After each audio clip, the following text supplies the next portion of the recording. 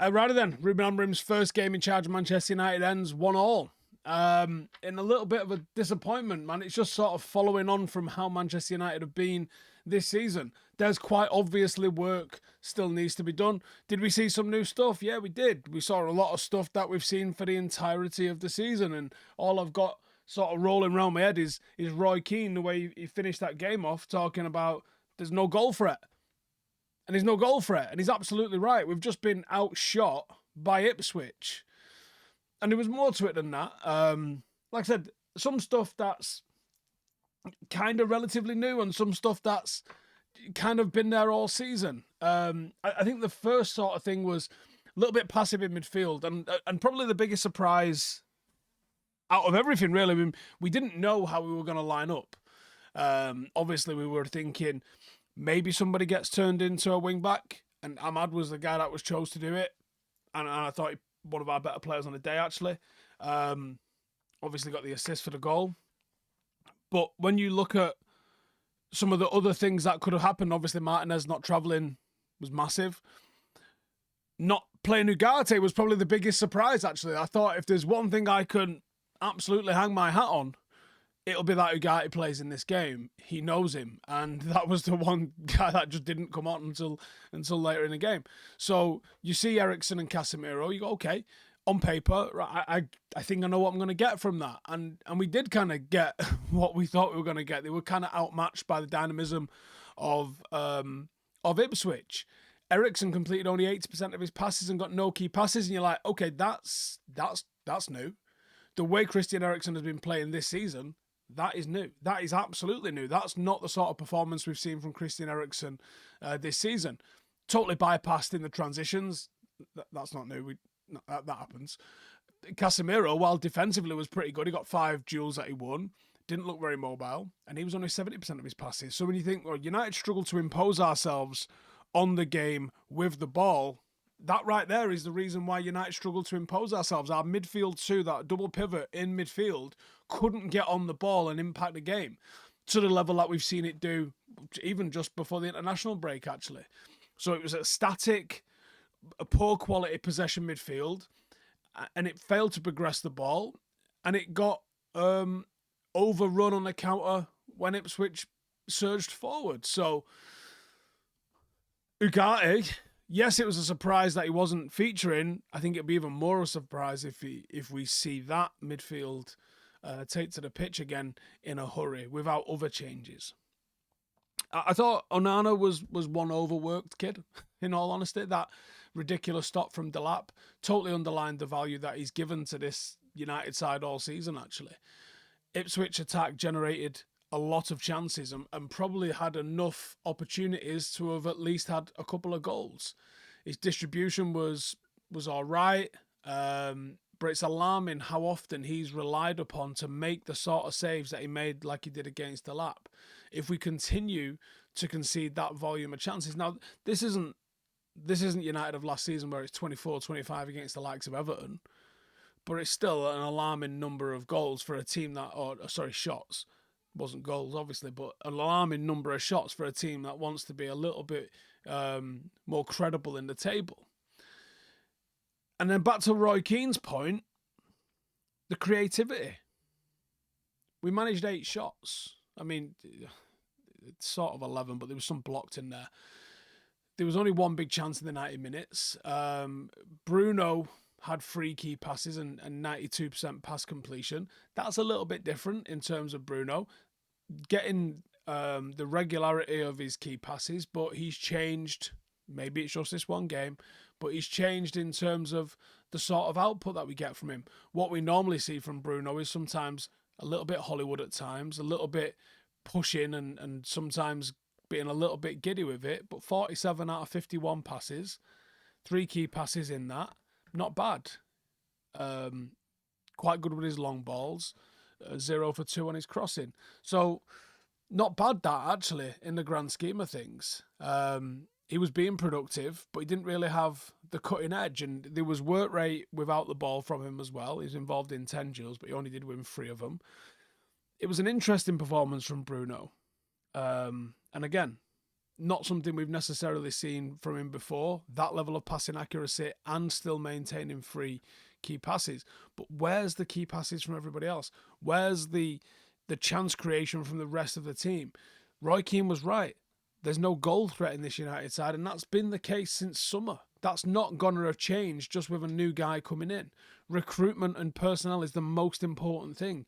Yes, you can potentially make different shapes with the players at your disposal with a new manager, and you can maybe get a 5 and 10% increase or decrease in certain other things. But you're not going to turn Højlund into Robin van Persie or Ruud van Nistelrooy. You're just not. Does he have it in his locker to do that in a few years? Maybe. There's no guarantees. He could just as easily be fucking belly on, couldn't he? As he could be rude. I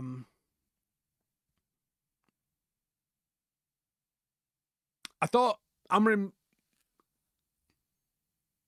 did okay in the game.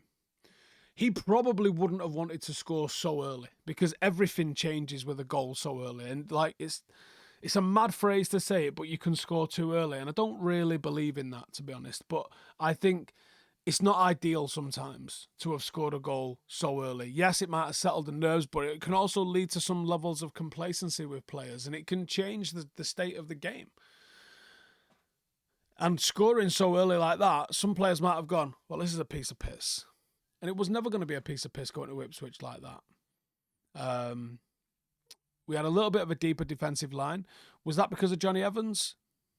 Because what I was seeing from Johnny Evans seemed to be the one that was tasked with tracking the likes of Hutchinson, what a player, by the way, really deep into the Ipswich half, and seemed to be like, Johnny will use you to sort of get up there and press aggressively, and will use the pace of the other two defenders to cover. Now, with it being such like a makeshift sort of back three, we probably wouldn't have seen the best out of what we were about to do, but there should have been enough to go and get 3 points against Ipswich, I think. Delap was exposing the defensive vulnerabilities. The guy got 4 shots off.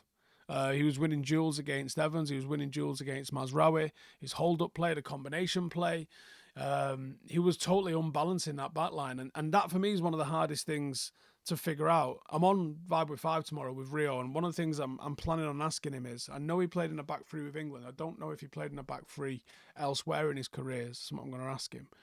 I want to know how adaptable it is. In a back four, something you've played for your entire career, there's things you do on instinct because you know that's the right thing to do. When you're in a back three, is there a little bit of hesitation as like a Delap comes across from the right side one to the central one? Do I follow? Do I stay? Like, if you don't instinctively know those things, which can take a minute to learn, can that be enough to allow a player enough room to go and punish you? But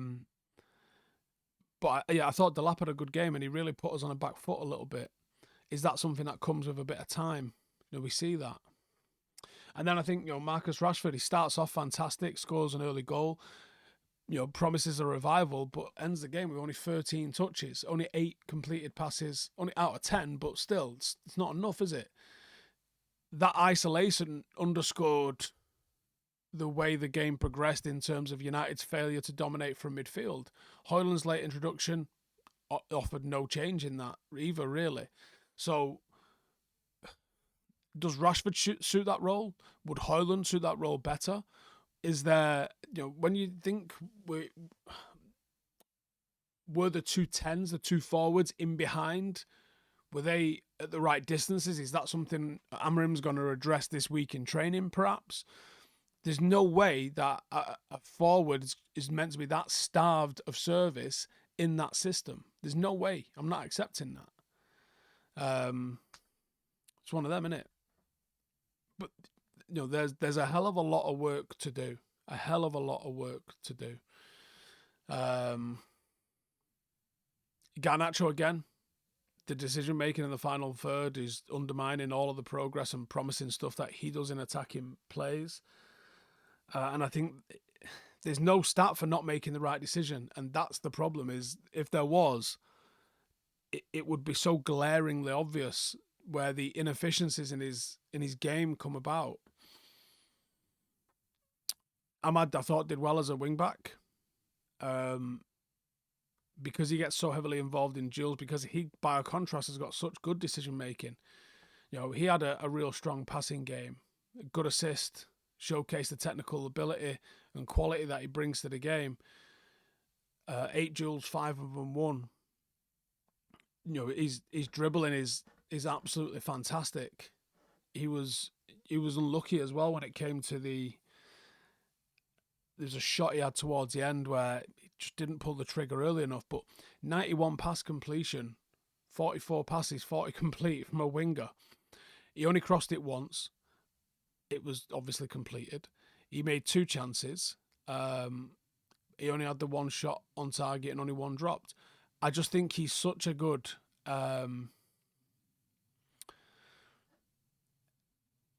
such a good asset for the team. I think he looks after the ball so well. I think he's just an extremely intelligent player, and I love having him in the team. Garnacho's passing wasn't that bad either, 89%, 24 out of 27. Didn't complete any crosses. I don't think he had any key passes either. No, none. And I think that's the difference. He's not creating for others. That's what he needs to be able to add to his game. When you say United don't have a goal threat, where are the goals coming from? Who's going to create the goals? This is the sort of thing I've been talking about. But either way, plenty of talking points. Some good, some bad, but certainly plenty to talk about. Is it 2 points dropped or 1 point gained? I feel like it's 2 points dropped. I'm going to be honest with you. Either way, you guys let me know in the comments. See you in a bit.